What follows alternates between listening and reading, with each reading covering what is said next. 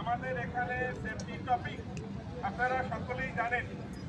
Fire prevention, fire কি আমরা জানি, ঠিক আছে, ওই মাসিটা কই উড়ে গেছে? কিভাবে হয় এবং কিভাবে প্রতিরোধ করা লাগবে, ঠিক আছে, সেই ব্যাপারে 2 মিনিট কথা বলবো। আমরা যারা কনস্ট্রাকশনে কাজ করি, বিশেষ করে কনস্ট্রাকশনে আগুন লাগার কারণগুলো আমরা সকলেই জানি।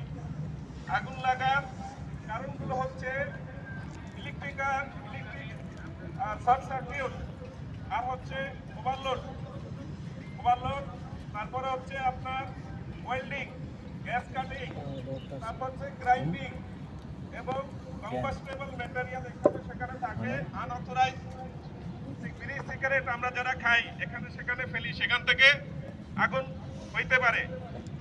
ওভারলোড যে জিনিসটা, সেটা কি আপনারা সকলেই জানেন। মনে করেন যে একটা ইলেকট্রিক্যাল ওয়্যার আছে যেটা দিয়ে শুধু